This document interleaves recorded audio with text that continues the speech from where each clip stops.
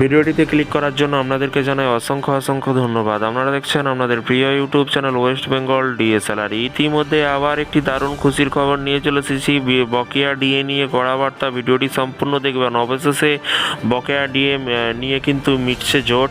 কি বলা হয়েছে চলুন এক নজরে দেখে নেব। ভিডিওটি সম্পূর্ণ দেখবেন। চ্যানেলে যারা এই ভিডিওটি প্রথম দেখছেন অবশ্যই চ্যানেলটিকে সাবস্ক্রাইব করে রাখুন রাজ্য সরকারি কেন্দ্রীয় সরকারি কর্মচারীদের সমস্ত রকমের আপডেট পেতে। এখানে বলা হয়েছে, দেখতেই পাচ্ছেন, কেন্দ্রীয় সরকারি কর্মচারী এবং পেনশনভোগীরা কি 18 মাসের মহার্ঘ ভাতা পাবেন? এই বকেয়া মহার্ঘ ভাতার দাবি দীর্ঘদিন ধরে কিন্তু বিক্ষোভ করছে বিভিন্ন স্টাফ ইউনিয়ন এবং অ্যাসোসিয়েশন।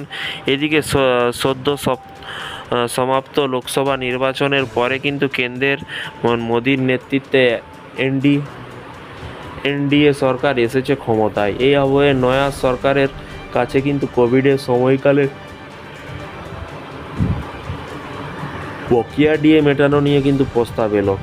প্রস্তাবে কি বলা হয়েছে? সাম্প্রতিক বকেয়া ভাতা প্রসঙ্গে প্রধানমন্ত্রী নরেন্দ্র মোদীকে প্রস্তাব দেন national council joint consultative machinery. তারা কিন্তু প্রস্তাব দেয়, চিঠি লিখে পাঠায় যে 18 মাসের ডিএ দিতে হবে।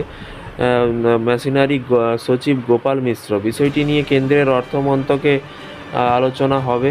তবে বকেয়া আদৌ মিটবে কিনা তা নিয়ে কিন্তু সংশয় আছে, এবং কারণ এর আগে একাধিকবার সংসদের মোদি 2.0 সরকারের তরফ থেকে জানানো হয় যে বকেয়া ডিএ আর দেয়া হবে না। তো ফ্রেন্ডস, বিষয়টি বুঝতে পারছেন, এখানে কিন্তু বলা হয়েছে যে কারণ এর আগে একাধিক সংসদের মোদি 2.0 সরকারের তরফ থেকে জানানো হয়েছে যে বকেয়া ডিএ আর দেয়া হবে না বলেও কিন্তু এখানে বলে দেওয়া আছে। তো 18 মাসের বকেয়া ডিএ আর মিলবে না, ক্লিয়ার কিন্তু বলে দিয়েছে মোদি।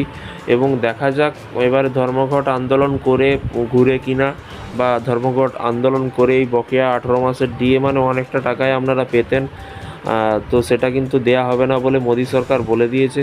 তো দেখা যাক মোদি সরকার ধর্মঘট আন্দোলন করার পরে কোনো কিছু আপডেট আসলে অবশ্যই আপনাদেরকে জানানো হবে। চ্যানেলের সাথে থাকুন, চ্যানেলটিকে সাবস্ক্রাইব করে রাখুন এইরকম ছোটো আপডেট পাওয়ার জন্য। ভালো থাকবেন, সুস্থ থাকবেন, নিজের খেয়াল রাখবেন। Thank you.